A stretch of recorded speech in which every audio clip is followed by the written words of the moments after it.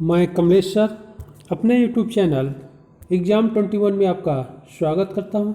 इस भाग में हम लोग मौर्योत्तर काल यानी मौर्य साम्राज्य के पश्चात की जो राजनीतिक घटनाएं हैं उन पर हम लोग डिस्कस करेंगे और उससे संबंधित महत्वपूर्ण प्रश्नों को देखेंगे, जिसे हम लोग पढ़ते हैं इतिहास के पुस्तकों में। मौर्योत्तर काल यानी मौर्य साम्राज्य के पश्चात का जो काल था, समय था, उस समय में कौन कौन सी घटनाएं घटी, कौन से साम्राज्य स्थापित हुए और उन साम्राज्य के शासक कौन थे, और कला, संस्कृति अथवा आर्थिक व्यवस्था क्या थी, इन सभी पहलुओं से संबंधित क्वेश्चंस पर हम लोग डिस्कस करेंगे, जो आपके exam Uttar Pradesh GIC lecturer and TGT, PGT अथवा एलटी ग्रेड एग्ज़ाम अथवा जीआईसी आश्रम पद्धति के एग्ज़ाम के लिए बहुत ही इम्पॉर्टेंट है।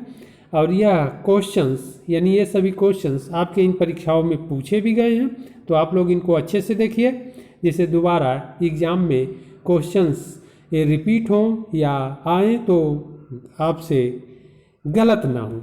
आइए मौर्योत्तर काल से संबंधित प्रश्नों को हम लोग देखते हैं। पहला प्रश्न है, निम्नलिखित में से किसने गाथा सप्तशती ग्रंथ की रचना की? ऑप्शन ए है चंद्रगुप्त द्वितीय विक्रमादित्य, ऑप्शन बी है सातवाहन शासक हाल, ऑप्शन सी है पुष्यभूति राजा हर्षवर्धन और ऑप्शन सी है पाल शासक धर्मपाल। तो इसका सही आंसर होगा बी, सातवाहन शासक हाल। हाल की सातवाहन राजा जो हाल था वह शासक के साथ साथ विद्वान भी था और उसने गाथा सप्तशती नामक ग्रंथ की रचना भी की। अगला प्रश्न है, निम्नलिखित में से क्या ईसा की प्रथम सदी के आसपास विकसित मथुरा कलाशाला में मूर्ति कला के लिए प्रयुक्त होता था? तो ऑप्शन ए है संगमरमर, बी है स्लेट, सी है ग्रेनाइट और डी है लाल बलुआ पत्थर। तो इसका सही आंसर होगा डी, लाल बलुआ पत्थर। अगला क्वेश्चन है, पुष्यमित्र शुंग के बाद शासक कौन बना? पुष्यमित्र शुंग के बाद जो शासक बना उसका नाम अग्निमित्र था। तो इसमें सही आंसर ए हो जाएगा, अग्निमित्र। पुष्यमित्र के पश्चात अग्निमित्र शुंग वंश का शासक बना। और यहाँ पर ध्यान रखिएगा आप लोग कि शुंग वंश का संस्थापक पुष्यमित्र शुंग था। अगला क्वेश्चन है, निम्नलिखित अभिलेखों में किसमें सार्थवाह शब्द प्रयुक्त हुआ है? ऑप्शन ए है इलाहाबाद स्तंभ लेख, बी है मथुरा स्तंभ लेख, सी है मानकुवर लेख और डी है दामोदरपुर ताम्रपत्र लेख। तो इसका सही आंसर होगा डी। अगला क्वेश्चन है, निम्नलिखित में से किस राजवंश के शासकों ने शीशे के सिक्के चलाए? ऑप्शन ए है गुप्त, बी है सातवाहन, सी है कुषाण और डी है मौखरी। तो इसका सही आंसर होगा बी, सातवाहन शासकों ने शीशे के सिक्के चलाए। बहुत इंपॉर्टेंट है क्योंकि हिस्ट्री में पहली बार जो शासक शीशे के सिक्के चलाए वह सातवाहन थे। बहुत इंपॉर्टेंट क्वेश्चन है, आपके सभी परीक्षाओं में पूछा जाता है और क्वेश्चन आया भी है। अगला क्वेश्चन है, अपने वाहन वृषभ के साथ शिव का मूर्त रूप में अंकन सर्वप्रथम सिक्कों पर मिलता है, मतलब सर्वप्रथम किसके सिक्के पर मिलता है? ऑप्शन ए है भीमकटफिसेस, ऑप्शन बी है हुविस्क के, ऑप्शन सी है रुद्रदामन के और ऑप्शन डी है शशांक के। तो इसका सही आंसर होगा ए, भीमकटफिसेस के। अगला क्वेश्चन है, निम्नलिखित में से किस भाषा में खारवेल का हाथी गुम्फा लेख उत्कीर्ण है? ऑप्शन ए है प्राकृतिक, ऑप्शन बी है पाली, ऑप्शन सी है संस्कृत और ऑप्शन डी है ऊपरलिखित में कोई नहीं। तो इसका सही आंसर होगा ए, प्राकृतिक, प्राकृत। अगला क्वेश्चन है, मथुरा से प्राप्त खड़ी मुद्रा की आदम कद प्रतिमा संबंधित है। ऑप्शन ए है मौर्य काल से, ऑप्शन बी है शुंग काल से, ऑप्शन सी है कुषाण काल से और ऑप्शन डी है गुप्त काल से। तो इसका सही आंसर होगा सी, कुषाण काल से। अगला क्वेश्चन है, विम कटफिसेस के सिक्कों पर किस हिंदू देवता का अंकन किया गया है? तो भीम कटफिसेस के सिक्के पर भगवान शिव यानी हिंदू देवता शिव का अंकन किया गया है। तो इसका सही आंसर ए होगा। अगला क्वेश्चन है, गौतमी पुत्र सातकर्णी के राज चिन्ह से युक्त मुद्राओं वाला शासक था। ऑप्शन ए है भूमक, ऑप्शन बी है नहपान, ऑप्शन सी है चेस्टन और ऑप्शन डी है रुद्र दमन। तो इसका सही आंसर होगा बी, नहपान। अगला क्वेश्चन है, मालविकाग्निमित्रम नाटक में विदिशा के शासक के रूप में वर्णित अग्निमित्र किस राजवंश से संबंधित था? ऑप्शन ए है मौर्य, बी है शुंग, सी है गुप्त और डी है शक। तो इसका सही आंसर होगा बी, शुंग। मालविकाग्निमित्रम नाटक में विदिशा के शासक के रूप में वर्णित अग्निमित्र शुंग राजवंश से संबंधित था। अगला क्वेश्चन है,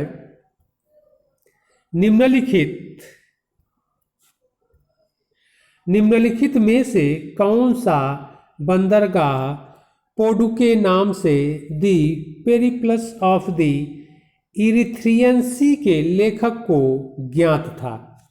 ऑप्शन ए है अरिकामेडु, बी है बारवेरिकम, सी है कोरकय और डी है ताम्रलिप्ति। तो इसका सही आंसर होगा ए, अरिकामेंडो। अगला क्वेश्चन है, भागवत धर्म से संबंधित प्राचीनतम अभिलेखीय साक्ष्य मिलता है। ऑप्शन ए है समुद्रगुप्त का इलाहाबाद अभिलेख, ऑप्शन बी है हेलियोडोरस का बेशनगर स्तंभलेख, ऑप्शन सी है स्कंदगुप्त का भीतरी स्तंभलेख और ऑप्शन डी है महरौली स्तंभलेख। तो इसका सही आंसर होगा बी, हेलियोडोरस का बेशनगर स्तंभलेख। भागवत धर्म से प्राचीनतम अभिलेखी साक्ष्य मिलता है। अगला क्वेश्चन है, शंख लिपि के लेख निम्नलिखित स्थल के स्तूप अवशेष से प्राप्त हुए हैं। ऑप्शन ए है भरहुत, ऑप्शन बी है देउर कुठार, ऑप्शन सी है अमरावती और ऑप्शन डी है सारनाथ। तो इसका सही आंसर होगा ए, भरहुत। अगला क्वेश्चन है, बुद्धचरित नामक ग्रंथ का लेखक कौन है? ऑप्शन ए है धर्मपाल, बी है नागार्जुन, सी है बुद्धघोष और डी है अश्वघोष। तो इसका सही आंसर होगा डी, अश्वघोष। अगला क्वेश्चन है, भागीलय की मुद्राएं निम्नलिखित से प्राप्त हुए हैं। ऑप्शन ए है नौसिक, ऑप्शन बी है कौशाम्बी, सी है गोदावरी कृष्णा घाटी और डी है नर्मदा घाटी। इसका सही आंसर होगा डी। अगला क्वेश्चन है, निम्नलिखित कुषाण शासकों में से किसने भारत में सर्वप्रथम स्वर्ण सिक्कों का प्रचलन किया? ऑप्शन ए है विम कटफिसेस, बी है कुजुल कटफिसेस, सी है हुविस्क और डी है कनिष्क। तो इसका सही आंसर होगा ए, विम कटफिसेस ने भारत में सर्वप्रथम स्वर्ण सिक्कों का प्रचलन किया कुषाण शासकों में। अगला क्वेश्चन है, किस शासक ने गांधार कला शैली को संरक्षण दिया? ऑप्शन ए है अशोक, ऑप्शन बी है कनिष्क, ऑप्शन सी है पुष्यमित्र और ऑप्शन डी है चंद्रगुप्त द्वितीय। तो इसका सही आंसर होगा बी। अगला क्वेश्चन है, प्रसिद्ध बौद्ध विद्वान अश्वघोष किसके समकालीन थे? तो अश्वघोष किसके समकालीन थे? ऑप्शन ए है अशोक, बी है मेनांडर, सी है कनिष्क और डी है हर्ष। तो इसका सही आंसर होगा सी। अगला क्वेश्चन है, कालानुक्रमानुसार व्यवस्थित कीजिए। तो कालानुक्रमानुसार व्यवस्थित करना है। शासक का नाम दिया है, फर्स्ट है कनिष्क द्वितीय यानी कनिष्क सेकंड, सेकंड दिया है वासुदेव प्रथम, थर्ड है होविस्क और फोर्थ है वासुदेव द्वितीय। तो इसका सही आंसर होगा ए, यानी होविस्क पहले आएगा, इसके बाद फर्स्ट कनिष्क सेकंड आएगा, इसके बाद वासुदेव आएगा तीसरे नंबर पर, इसके बाद वासुदेव फर्स्ट आएगा, इसके बाद लास्ट है वासुदेव द्वितीय। तो इसका सही विकल्प होगा ए, यानी 3, 1, 2, 4 यह क्रम रहेगा। अगला क्वेश्चन है, खारवेल के हाथी गुम्फा अभिलेख में सिंचाई विषयक कार्यों का उल्लेख मिलता है। ऑप्शन ए है नंदों का, बी है मौर्यों का, सी है शुंगों का और डी है कणों का। तो इसका सही आंसर होगा ए, नंदों का। और आप लोग जानते ही होंगे जो नंद शासक थे वो पाटलिपुत्र यानी मगध, वर्तमान में जो आप बिहार राज्य कह सकते हैं, तो बिहार राज्य में शासन करते थे यानी मगध के राजा थे। तो नंद शासकों का जो खारवेल के हाथी गुम्फा अभिलेख में सिंचाई विषयक कार्यों का उल्लेख मिलता है वह नंद शासकों का मिलता है। ऑप्शन सही होगा ए। अगला क्वेश्चन है, 2 अश्वमेध यज्ञ निम्न में से किसने संपन्न किया था? ऑप्शन ए है समुद्रगुप्त, बी है पुष्यमित्र शुंग, सी है दशरथ और डी है स्कंदगुप्त। तो इसका सही आंसर होगा बी, पुष्यमित्र शुंग, क्योंकि आप लोग जानते ही होंगे कि मौर्य साम्राज्य को समाप्त कर पुष्यमित्र शुंग ने शुंग राजवंश की स्थापना किया और इसने 2 अश्वमेध यज्ञ संपन्न करवाया। अगला क्वेश्चन है, कनिष्क ने अपनी राजधानी स्थापित की।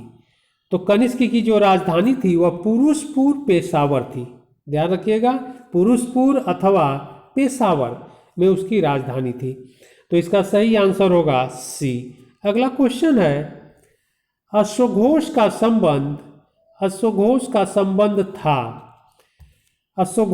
संबंध किससे था? तो कुषाण शासकों से था। तो इसका सही आंसर होगा सी। अगला क्वेश्चन है, उस राजवंश का नाम क्या था जिसने हत्या कर सत्ता हथियाई और जिसका अंत भी हत्या द्वारा हुआ? ऑप्शन ए है चोल वंश, ऑप्शन बी है शुंग वंश, ऑप्शन सी है कुषाण से, ऑप्शन डी है गुप्त वंश।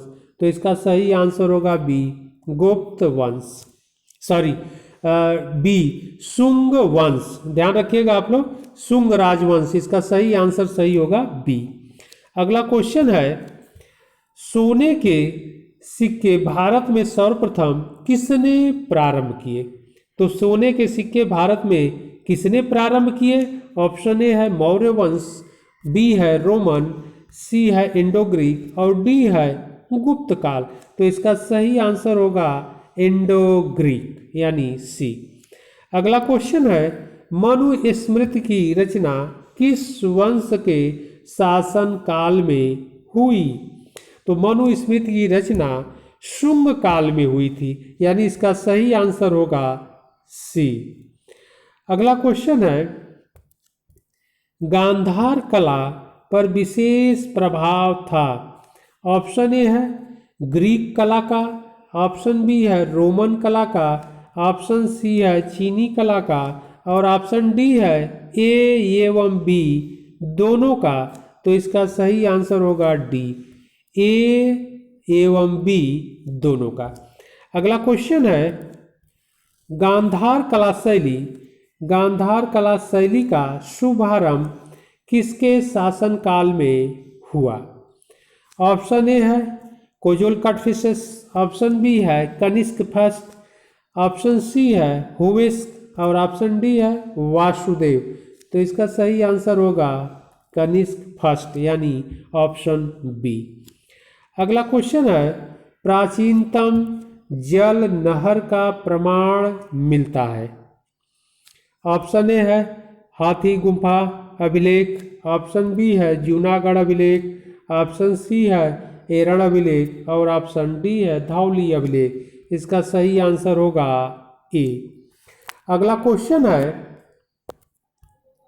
कुषाण शासक अधोलिखित यूची जाति की किस शाखा से संबंधित थे? ऑप्शन ए है ही यूमी, ऑप्शन बी है शुआंगमी, ऑप्शन सी है कोई शुआंग और ऑप्शन डी है ही तून।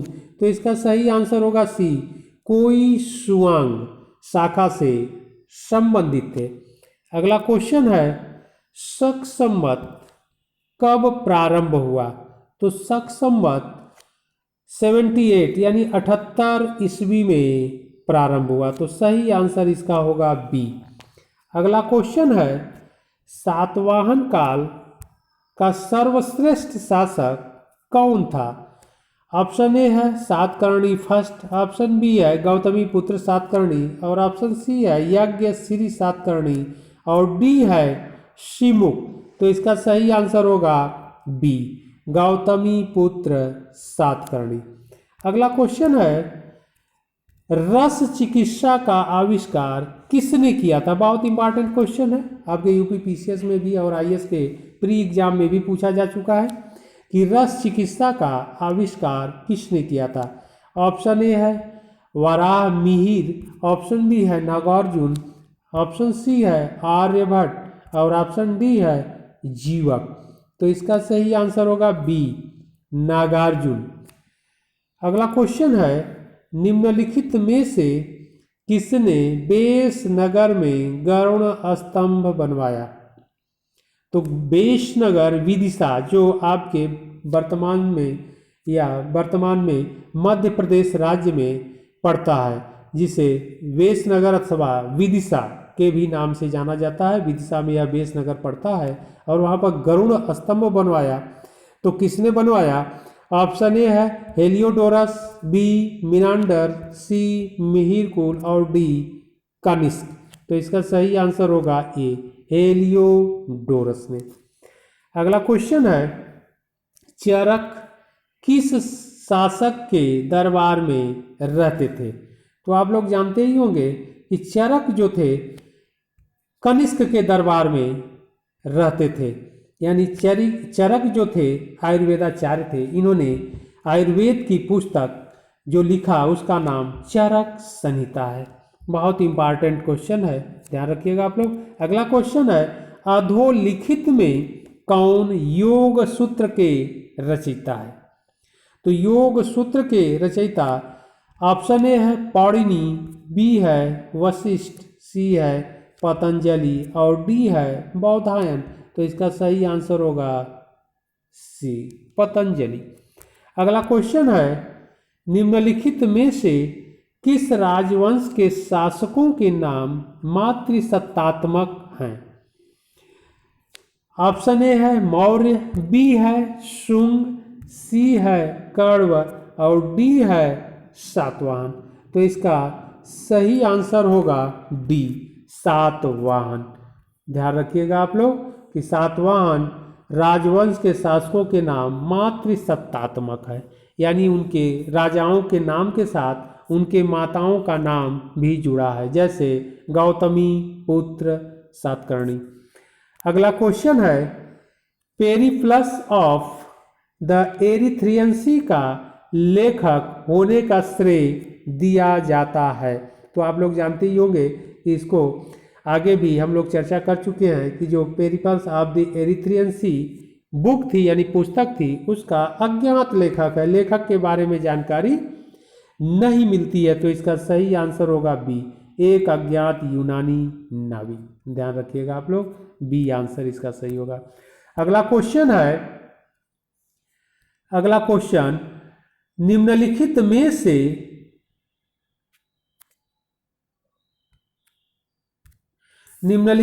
से असत्य कथन का चयन कीजिए।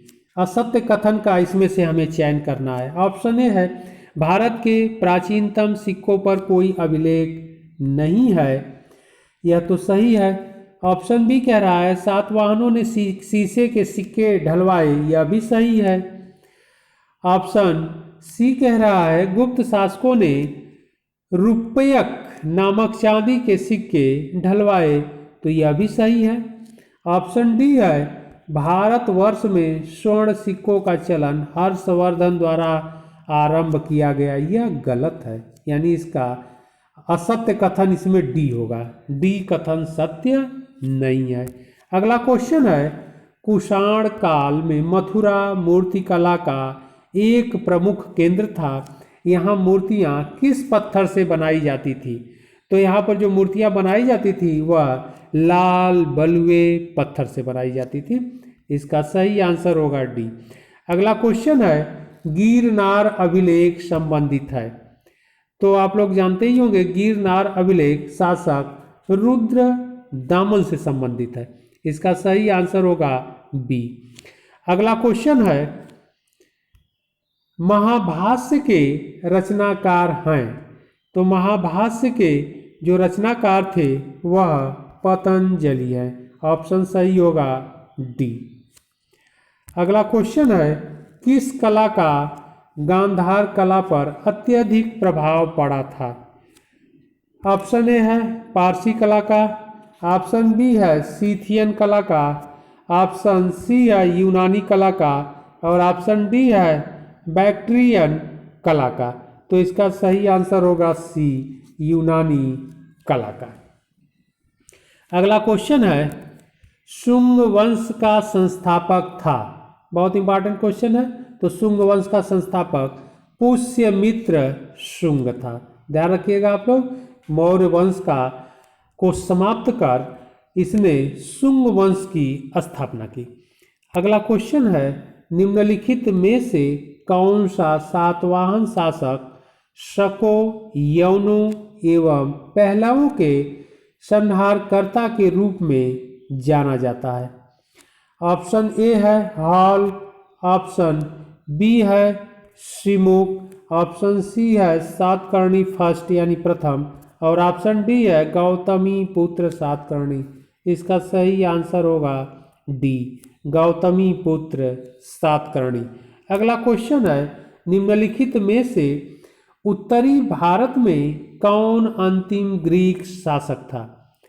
तो कौन अंतिम ग्रीक शासक था? ऑप्शन ए है अजेस, ऑप्शन बी है गुंडोफर्नेस, ऑप्शन सी है हिप्पोट्रेटस एंड ऑप्शन डी है कनिष्क।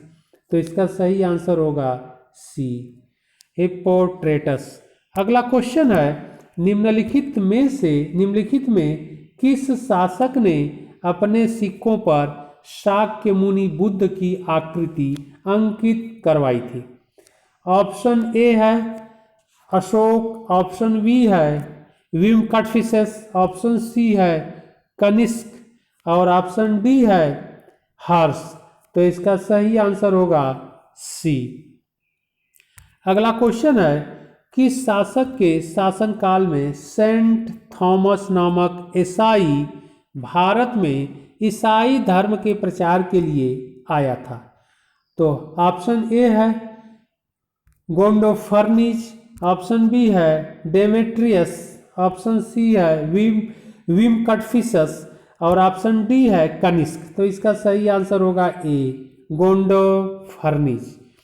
अगला क्वेश्चन है, प्राचीन काल में आंध्र प्रदेश के करीमनगर तथा नालगोंडा जिले किस खनिज के उत्पादन के लिए विख्यात थे? तो यहाँ पर ध्यान रखिएगा आप लोग कि आंध्र प्रदेश के करीमनगर तथा नालगोंडा जिले किस खनिज के उत्पादन के लिए विख्यात थे? तो ऑप्शन ए है लोहा और इस्पात, बी है सीसा और तांबा, सी है तांबा और जस्ता, डी है लोहा और पीतल। इसका सही आंसर होगा ए, लोहा और इस्पात। अगला क्वेश्चन है, पेरिप्लस में उल्लिखित कौन सा बंदरगाह अपने मोती उत्पादक के लिए विख्यात है? बहुत इंपॉर्टेंट क्वेश्चन है। ऑप्शन ए है मुजरिस, ऑप्शन बी है कोरकई, ऑप्शन सी है टिंडिस और ऑप्शन डी है कोडाकशाला। तो इसका सही आंसर होगा बी, कोरकई। अगला क्वेश्चन है, निम्नलिखित में से किस ग्रंथ में यूनानी आक्रमण का उल्लेख भी किस ग्रंथ में से क्वेश्चन को फिर से हम लोग देख लेते हैं। निम्न में से किस ग्रंथ में यूनानी आक्रमण का उल्लेख है तथा यह भी पता चलता है कि यूनानी पाटलिपुत्र तक पहुंच गए थे? ऑप्शन ए है महाभाष्य, बी है गार्गी संहिता, सी है मालविकाग्निमित्रम और डी है मिलिंद पन्हो। तो इसका सही आंसर होगा बी, गार्गी संहिता से पता लगता है। तो ये सब बहुत इंपॉर्टेंट क्वेश्चन थे, आप लोग इनको अच्छे से देखिए और यह क्वेश्चन दोबारा गलत ना हो। फिर इसी तरह महत्वपूर्ण टॉपिक और महत्वपूर्ण क्वेश्चंस के साथ हम लोग मिलते हैं।